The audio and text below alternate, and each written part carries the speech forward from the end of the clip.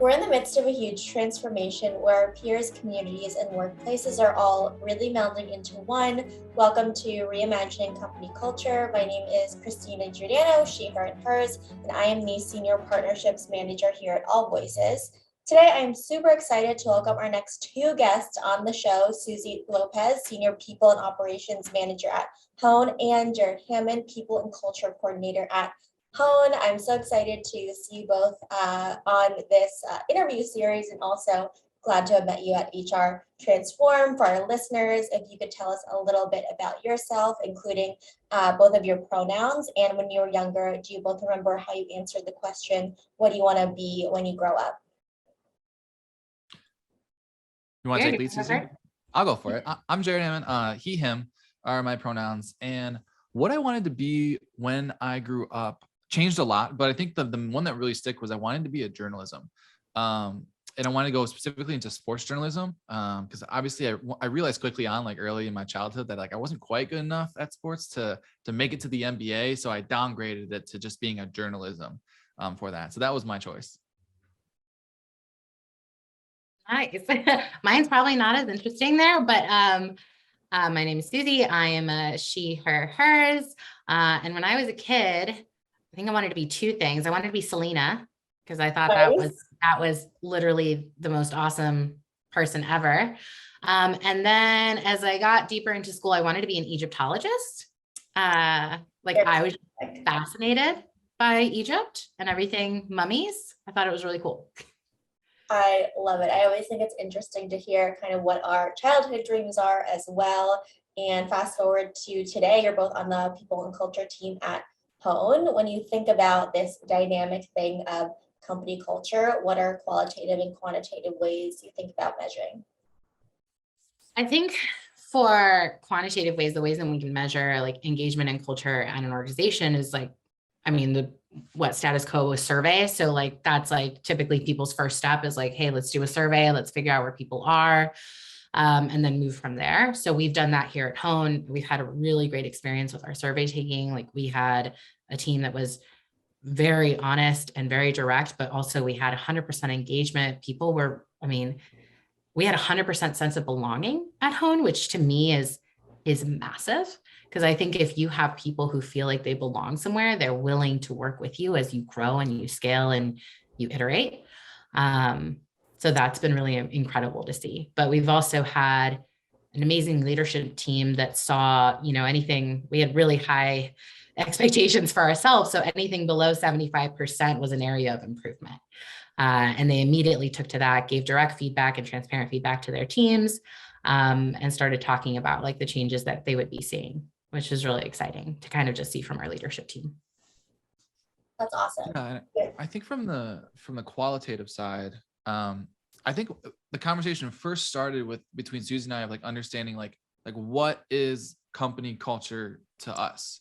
Because I think there's a lot of different definitions out there of like what we classify, and what we realized, Susi and I together, is that we both agree that company culture is not just happy hours or getting together. Like company culture is bigger than that. It's more like organizational structure, right? Do we have enough people hired so that people can have work-life balance? Do we have things like great pay in terms of like in the right system, in terms of like the market, but at the same time, like not golden handcuff somebody to like the organization and really looking to upskill them. And so I think when we came to that kind of realization, we wanted to go, I think, bigger with our company culture and touch more areas within the company, because as a whole and from a holistic view, that really kind of aligns better with like what Hammon is about. Absolutely. Yeah, thanks. I think that it's definitely important to kind of define these terms as well, especially ones that we use a lot of the time too, like company culture. And you're right, Jared, happy hours and especially Zoom happy hours and all of that activities is not just about the company culture. And I know, Susi, you mentioned belonging, which is really important, especially as we think about empowering folks to do their best work. And we know that every person on an individual level, as well as every company, is at a different part of their kind of equity journey. Where would you say Hammon's culture is today, and how would you describe where the company is in your equity journey? So that was as a Mexican female growing up in the United States, like that to me, or working in the United States in a professional in this space, like that was a question to me, from me to both founders, like how does DEIB show up at home? Is it a priority for the organization? If it is, how are you expressing that? And from there, I mean, I was like, employee number 26 at that point, like it was still really early, but from them, it was like DEIB is something that is ingrained in our DNA. So it goes across every class that we teach. It should be a part of every decision that we make, whether that's like the types of benefits that we offer, the types of happy hours that we offer. Are we going to stay fully remote, or are we going to go in office, or are we going to provide opportunities for people to meet in person? Like all of that is a part of like DEIB. Our founder is also a Latinx female. So like that is extremely powerful. And I know it's a huge priority for her, but just on the other side for Tom, that's also like something he champions every step of the way, which is incredible for me. It makes me feel like I don't have to fight those fights, because it's not even a fight. It's already a part of the discussion. And it's an assumption that we make, is that every decision we make will be having that included. I'm not sure if I answered your question all the way, but yeah. No, I think that you definitely did. I think it's also important in terms of acknowledging where you are today, that it's something that the founders, it's really important to them and that senior leadership. So I definitely think that you did. And Jared, how does it show up for you? I guess, let me ask you. Yeah, I think that it shows up in a lot of the ways that you have, but I think what my favorite part is, and what we've talked a lot recently and what we've really learned recently, Susie, is that like, we want to also create room and the ability to be agile, like with our culture. And if that means that we need to reculture, later on the organization, as like the organization builds, like we want to create that room for constant improvement and not stagnate. Like maybe something worked when we were a smaller organization, but now that as it's getting bigger, these values don't align, or this is out of whack, or this isn't quite how we envision it. And so I think what we want to do is make sure that we are also open to continuing to push and innovate on our culture, so that it's not stagnant, and we don't just put it on the back burner. We want to always it to be at the front, to be driving decisions that we make within the company. So I think that the being able to be vulnerable about where you are succeeding and where you are failing in terms of culture is also a really important conversation to have, because that's how you can have sustained success and sustained growth within the company. Absolutely. Yeah. Reculturing was something we heard a lot at HR Transform. And I loved it when I heard it. I'd never heard it before that. And I think, there's other ways to define it, but especially in a startup environment where every few months things are changing and you're bringing in so many new people into the mix, like culture is massively changing every day. So it's like, do you go back and say, hey, are we still the same company we were when we were 15? Are we still the same company we were when we were 30? How about when we were 50? And again, like it doesn't mean that you have to necessarily change your mission, vision, or values, but you can tweak the definitions so that they show up stronger in where you are now. And so that they also you get more buy-in across all your teams and organizations and functions. So yeah. Especially as the team continues to grow, what worked for 15 people doesn't work for even 26. 50, and adding new folks into the mix for that mutual conversation too. I think that's important, just because you might have a great kind of company culture when you are 50 folks, doesn't mean you have to continually check in as well. And in terms of kind of honed mission and kind of the vision of the organization too, and going back to those definitions, how do you really define a best-in-class engagement scalable management program? Jared, do you want to take this one? Yeah, this is his passion right here. Okay, great. Yeah, and I think what Hone has kind of realized, and what we're in the start of creating, is really kind of some really strong pillars when it comes to kind of each of those words. And I can kind of take them one by one, and Susie, you can add color to it. But when it comes to kind of the scalability specifically, I think that comes down a lot to our product is also is highly scalable in terms of it integrates with HRIS systems. It's able to go throughout the organization, no matter what the size you are, or no matter what people are positions. When it comes to the engagement side, we want to make sure that it's live, it's interactive, it's social. It creates, it's inspiring, and is experimental and innovative. It's new. And then when it comes to kind of the effective, which is another pillar that we have, and the inclusiveness, on the effective side, we want to make sure that all of our content, all of our management programs is really resource backed, that they're world-class instructors, that we are very careful with who we pick to be instructors, and that we highly focus on people actually truly learning something from our courses. Like a lot of companies and a lot of different opportunities, they look for check marks and for compliance side. And I think Hone wants to make sure that we don't fall into being something that is for compliance. We want to be something that is highly engaging and that people truly learn something, and that we can show measurement that shows real growth and learning when it comes to our managers. Yeah, I want to definitely jump on that. I think, you can learn something and not change. And what we want is to affect that change. And we do that through like our assessments and measurement, and really looking to see where behavior is changing amongst leadership, your managers, your IC cores, anyone that you put through our courses.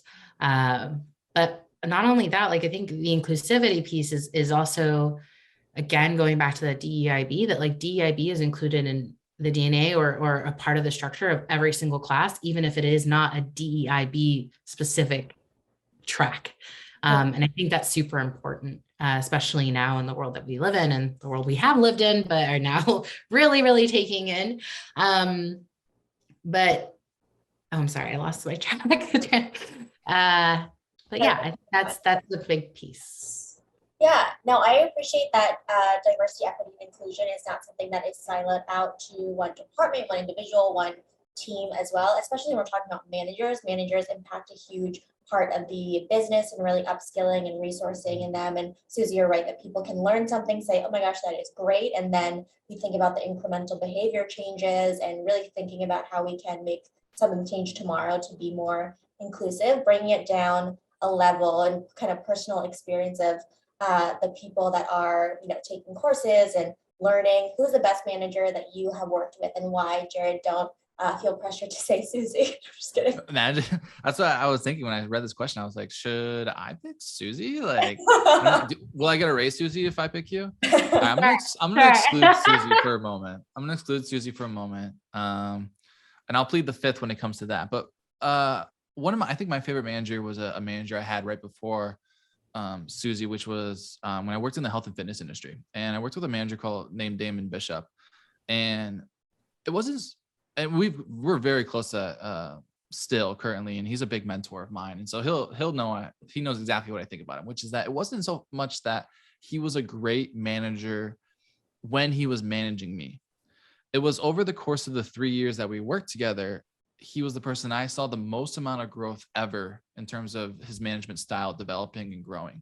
And I think for me, a lot of times when it comes to just having empathy and compassion towards others, is that we expect so many times for things to be perfect and for people to be perfect. But I think what we need to do is make sure that we have some grace and be able to understand that if the growth that I saw with him and the growth that I saw in him wanting the best for his people gave me all the patience in the world to continue to work for him and work hard for him and grow the business that we were working at, because I knew that as he continued to grow and as the company continued to make money and grow, that we could do really great things and inspire a lot of people and take care of a lot of people. And so I think that's kind of my favorite thing about, working with a manager is, do they care as much about my development as they are with their development that they're doing every day? So that was a really kind of inspirational thing to see. And it's something that I take really personally now to make sure that I'm constantly iterating myself so that when I have a team, we can have real psychologically safe conversations about improvement. I think most impactful manager was also prior to joining Hone. Her name was Erica Louie. She and I worked together at an international organization. And honestly, like I come from a very compliance, payroll, I would say dry background in HR. And she was coming from a really, really strong people recruiting background.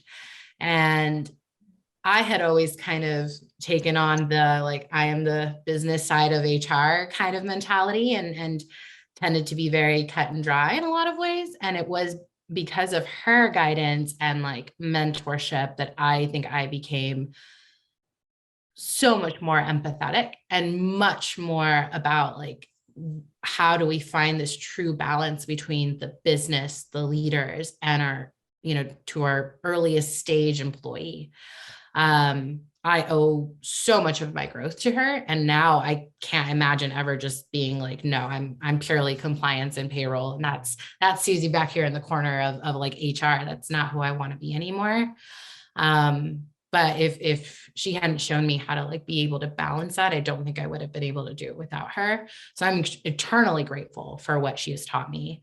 And not only that, like I saw her really fight for the betterment of our employee experience, like really, truly fight. And when she left the organization, I took over her role and, took it upon myself to be that person that fought. And that is completely out of my comfort zone in that sense. And I think that like coming to Hone after having had that experience has made me a much stronger people manager and a stronger people person in general.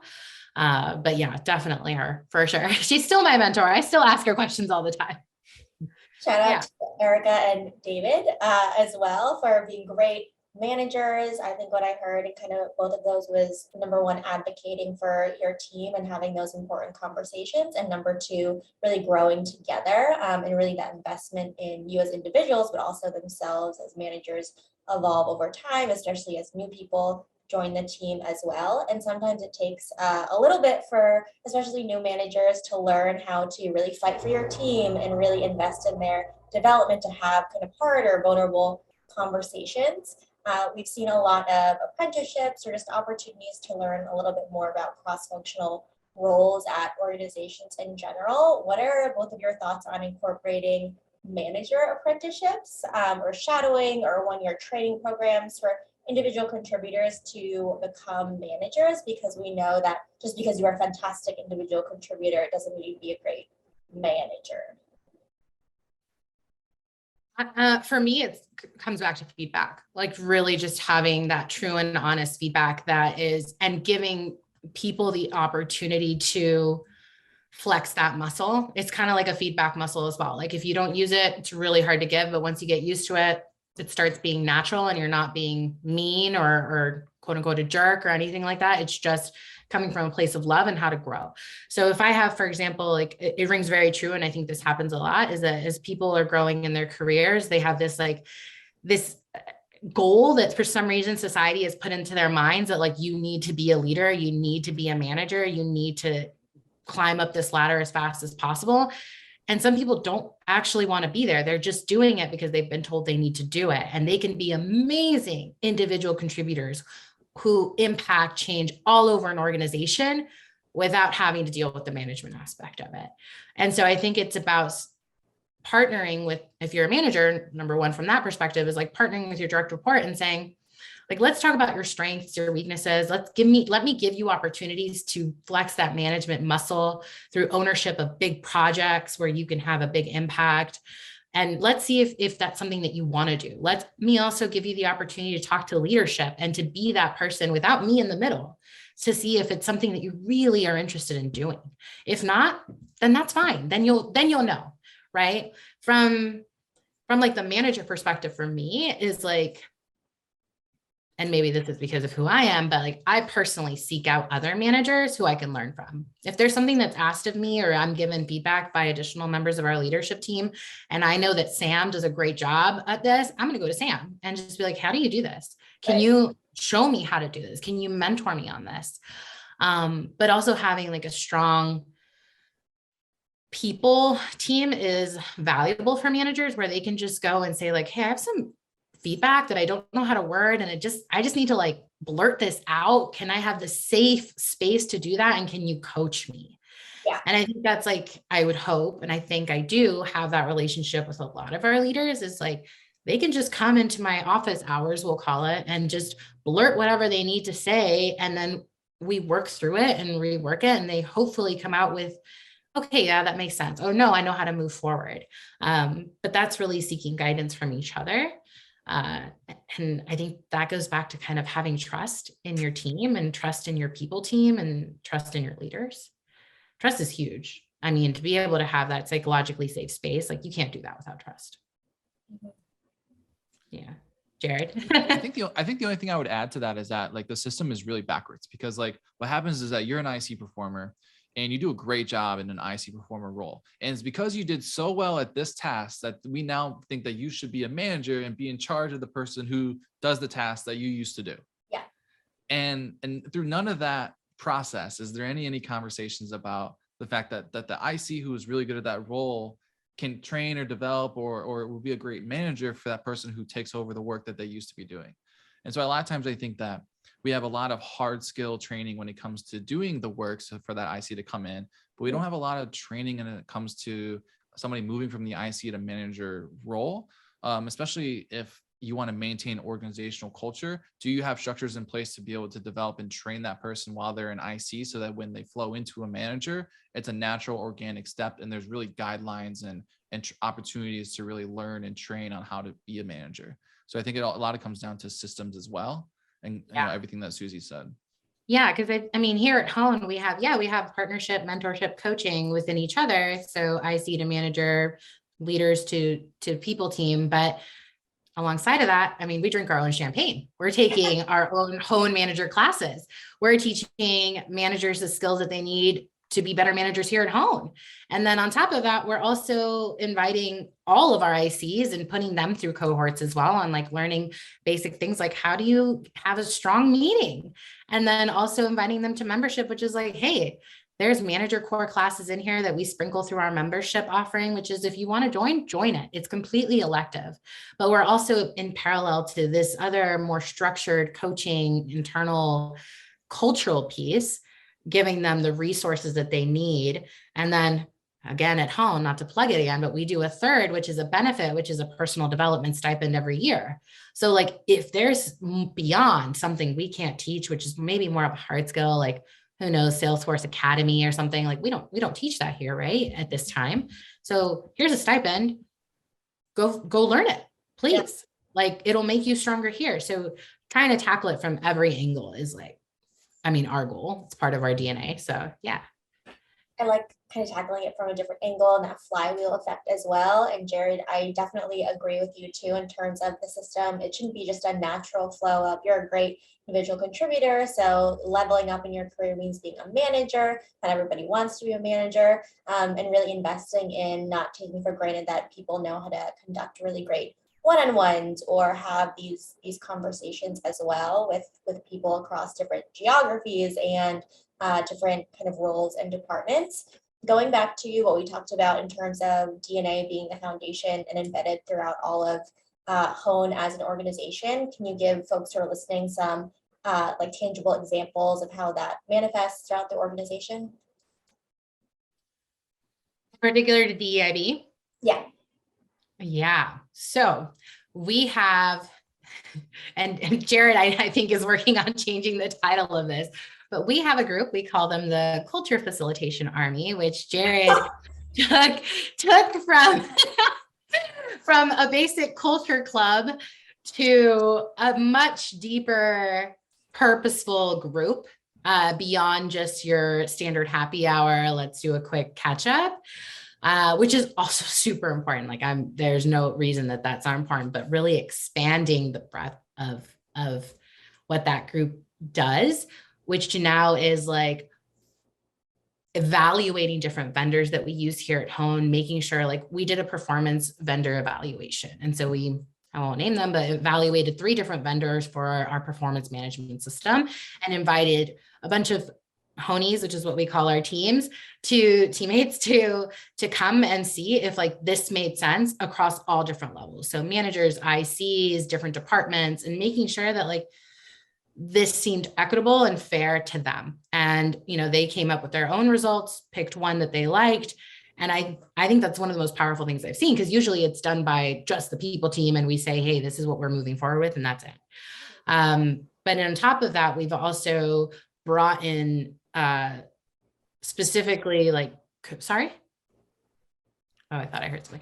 We specifically brought in coaches who can do DEIB classes for us as well. We're actually going to be putting our entire organization through our DEIB cohort 4-session classes, which I'm super, super excited about. That's kind of more touching on the formalized DEIB piece of it. And then continuously having those conversations with our managers and leadership as well, and saying like, hey, these are the things that are showing up, and this is how we should change it. And then on the more sensitive side is the call out. So if something is said or done, we do call it out, if it's appropriate right there in the moment. If it's not appropriate, then we do it in private, but we really, and we seek to help them understand like why what they said was not appropriate, or, like not really in fitting with our culture or our values. But yeah, that's some ways it shows up. Jared, do you see it show up in other ways? I think the only thing I would want to add on to what you said, which I think was really perfect, was there's kind of education, right? So it's like really, I think we lean back on our values a lot of times when it comes to these things, which our values specifically of compassion, which is seek first to understand and then to be understood. And so I think, education is part of it. Maybe somebody is not educated, and then also grace in terms of just when somebody does make a mistake, can we set up an environment where we're pushing towards a solution that, helps everybody involved and helps us push our culture to the next level? That can we use this as an opportunity to spread awareness and be able to have it, really train and help educate somebody. And I think we want to make sure that we keep that also at the forefront, and keep that in our minds. I like the value or the statement that you mentioned, to seek to understand before being understood. I think that really speaks to the feedback and active listening that we were talking about, and also especially with calling behavior out, whether it's in a one-on-one or a group setting as well, really taking your ego out of it too, and really seeking to understand. I love that and think that's important to remember.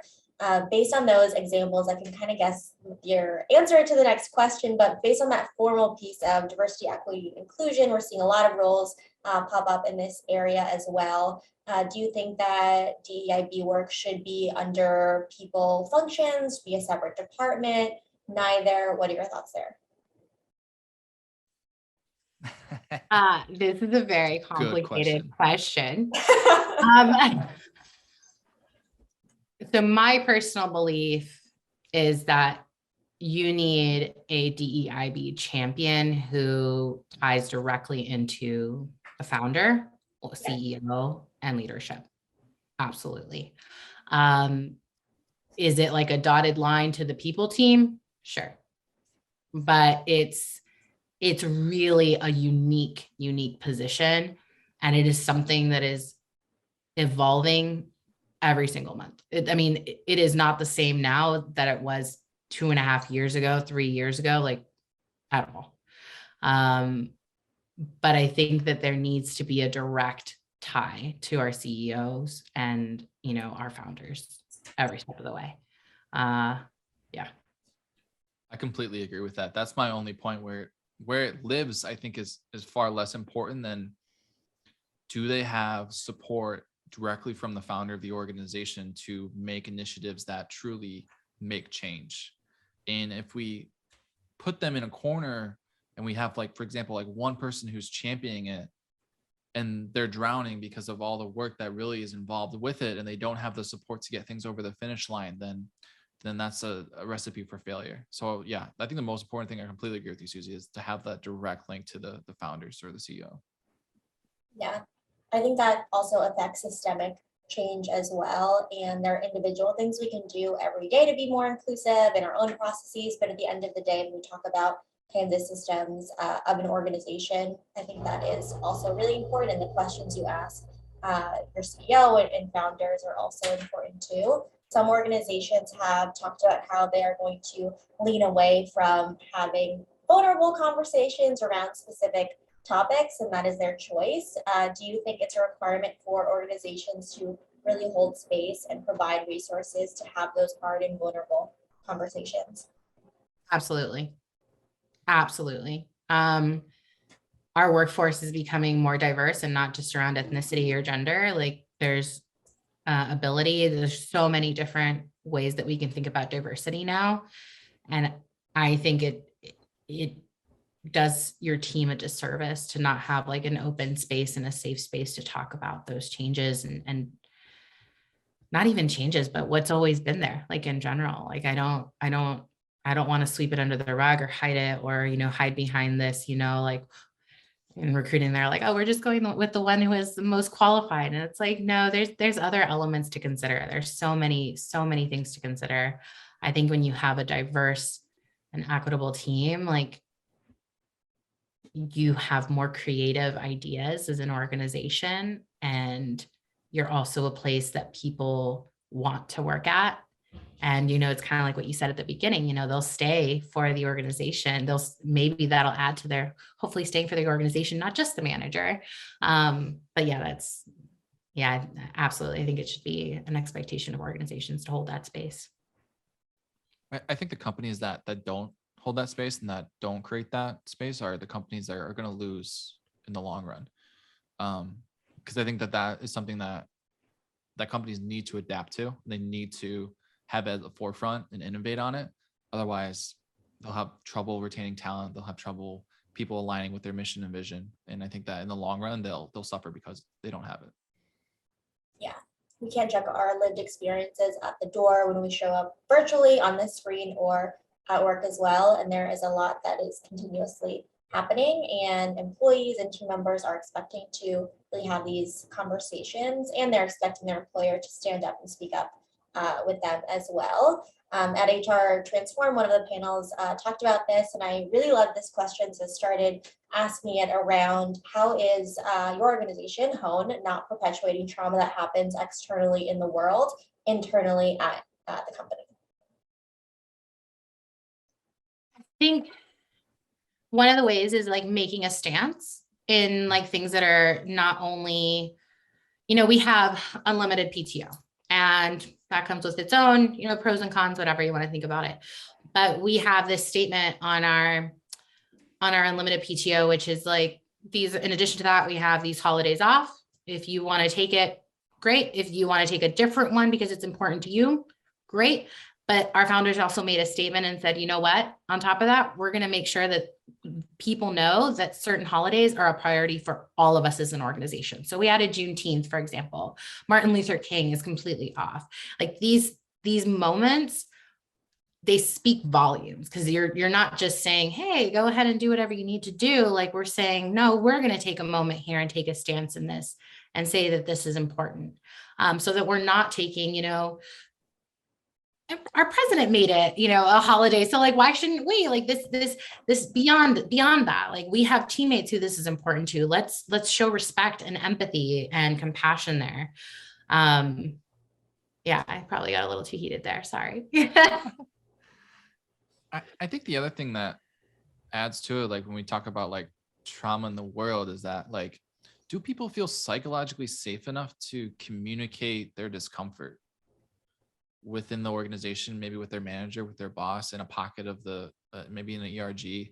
And I think if you have a company culture that creates that space forward and that can mediate it well, and that can really bring those questions in a great and productive way and communicate them, that we are all human, and that there's going to be times where things happen in the world, in our lives, that are going to affect us at work, and how, and the way we communicate that, do we have a system for that? Are we able to do that?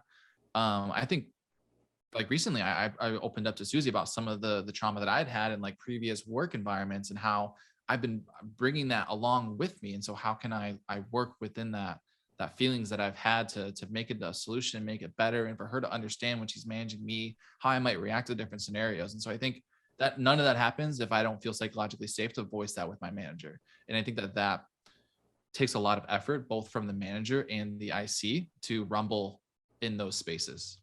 And so I think Hone is really doing a great job of that. Yeah, thank you for sharing that. Did you want to say something, Susi? No. That was great. That was very well said, Jared. Thank you. Yeah, I appreciate you sharing that. And I think it's also important to recognize that you can work in the best organization ever, but unless it's your first job ever, we are all taking these past experiences with us. I think maybe it's Brene Brown or someone who says when you're having a conversation with someone, especially when you're heated or angry, it's like you, the other person's bad experiences, and your bad experiences all bubbling up. So really important to remember those contexts too. And some organizations say that they have a really great open door policy. You can knock on the CEO's door anytime, Slack them. However, we know that historically employees aren't really comfortable going to HR, people teams, people operation teams for these past experiences or whatever reason. And I think those one-on-ones are a really good example of how you can build trust. But what are some other methods you use to build trust across your organization and encourage folks to come to your team or the people team in general to surface positive feedback, but also issues? So because I get a lot of this feedback sometimes, and not here necessarily, but in the past as well, has just been saying, and this is something I believe is like my personal philosophy, like I want to give people the space to say whatever they need to say. Like, think of me as your therapist for that 5 minutes, whatever it needs. Like, I need these folks to get it off of their chest sometimes so that we can move forward. And then I always tell them, like, if there's really intense feedback, say it how you need to say it. I will take it on myself to rephrase it and direct it in a way that is something we can fix to whoever it needs to go to. I have no issues doing that. I think that's like my number one thing is like, please, you're not doing us as an organization service. If you're thinking this, other people are thinking this. So how can we fix this? And you have to give me the opportunity. And then I always circle back. Like, I think it's important to say, like, you know, this was something I was taught very early on, which was like, I'm going to get back to you by Friday. If I don't get back to you by Friday, I'll at least let you know where we stand. And that's like my true belief, is like giving them those timelines so they know that it's being worked on. And it is continuous, especially if it's something that is continuous. But also helping them find like solutions if they can't on their own. Like if it's something that has to do with their manager, but it's like, hey, Susie, like, I can't go to the dentist because it's going to cost me $10,000. Can you help me here? And it's taking that moment, even though my day may be crazy, and being like, yeah, let's walk through this together, and being that person for them, and not making them feel like, oh my God, I'm taking more of Susie's time and I can't approach them because they're so busy, especially because that happens in a startup. And like, I don't ever want anyone to feel that. Like, let's take care of you so that you can take care of yourself and your work and everything else. And we take care of each other. Yeah. To add to that, I think that a lot of people come in and there's a lot of trauma, or well, you only really bring HR in at some organizations when everything is wrong, when things are going badly, right? And I think it's important for our company, it's important to Susi and I that rather than solving issues after they happen, that we're proactive and offensive. I wrote a blog piece on LinkedIn about how I believe that HR needs to be an offensive unit. It needs to be a profit unit. And I think a lot of times building trust, at least cross-departmentally, happens when you can help alleviate something that's happening, you know, with the sales team or with the customer team. And so one of the examples I like to give is that specifically for onboarding, like we come in with onboarding at the very forefront. We talk about values. We talk about how you can come to us for these things. But at the same time, we also are helping the sales team and the CS team with their team's onboarding or their team's certain projects. And when HR can be helping other different departments, it creates that sense of trust for them to be able to come to us when something is wrong. So I think being proactive, being offensive is really what you're going to see is that ROI in the back end for people when things are wrong. And then that's when we can truly shine and we get the fruits of that labor that we've been putting in over the months to help these teams. And last is we insert ourselves in business projects. Like, we don't just let ourselves be only the people team. Like, we're a part of brand conversations. We like to take part in, like, you know, the curriculum. What are we doing in terms of curriculum? Like, I think it's unique space for us because it is a people platform. And we are a people team, but it's also about saying, like, hey, we're beyond just your benefits, culture team. Like, we're also your teammates in business. Yeah. And like, let me see how I can be a thought partner to you and let me learn something from you. I think that's always really big. intentionally creating those meaningful moments of connection through collaborative projects, through creating that space for feedback. I think that is so important. And I think a lot of progressive and really great people teams are doing that as well. And Jared, to your point too, I think that impacts retention and people's ability to do their best work. In general, I know these past 2 years have been flipped on its head, business as usual out the door. Is there anything that you've seen in the industry that really stands out to you? For example, I'm really pumped about potentially 4-day work week, having therapists on site, all of this good stuff. What are your thoughts? I think flexibility, realizing that people are more than just their work. I mean, I've been remote for we've been remote almost 3 years, almost. Yeah. I've had a baby in that time. And in the beginning, I was working 90 million hours because that's what I could do at a different organization. And, you know, when I had my little one, he started showing up in Zoom meetings. And I think it just adds like, hey, I have a whole nother life out behind this Zoom call, like behind on this side of the laptop. Like, and I think that that's come with either been met with a lot of grace and flexibility, or it's been met with a lot of inflexibility. Like just some organizations have just decided like, this is terminal, we're going back. And that just, maybe that works for them. But I think there's more people seeking out this space of flexibility and grace while still feeling challenged and like they belong and are contributing to something bigger. So my life definitely has become much more meaningful in this new space of work. And I think people who seek companies like Hone Out, that's also something they're looking for. I think the part that I'm really kind of the most excited about has been the work that remote work has done for disability, workers who have disability.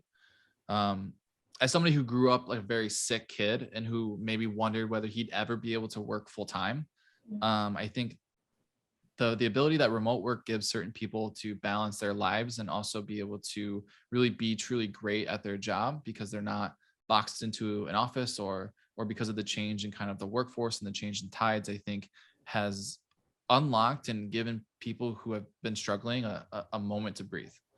And I think that's only going to get stronger, and that environment's only going to become more accepting, like Susi talked about, and that's going to do a lot of good for a lot of people who have so long been overlooked. Mm-hmm. Absolutely. I think flexibility is definitely related to equity, diversity, belonging. And then there's so much research that shows when you kind of design inclusively, it's great for literally everybody as well.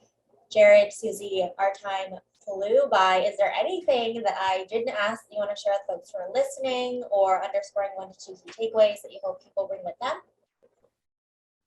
No, just to come to the table with compassion and grace and everything that you do. Yeah, that's it for me. I would say have them stick with being offensive in a lot of different ways. Being offensive to create psychological safety, being offensive with collaborating with your IC or with your manager, and being offensive and rumbling in emotions that are hard at work. Yeah. I think those are 2 great calls to action to end on. Jared, Susi, thank you so much for being on Reimagining Company Culture this afternoon. It was great to see you both. Thank you. Thank you, Christina. Of course, another reminder for folks who are listening on AllVoices, we really believe in employees and employers being seen, heard, and understood, and know it's a requirement for the business to succeed overall. Have a great rest of your afternoon, everyone.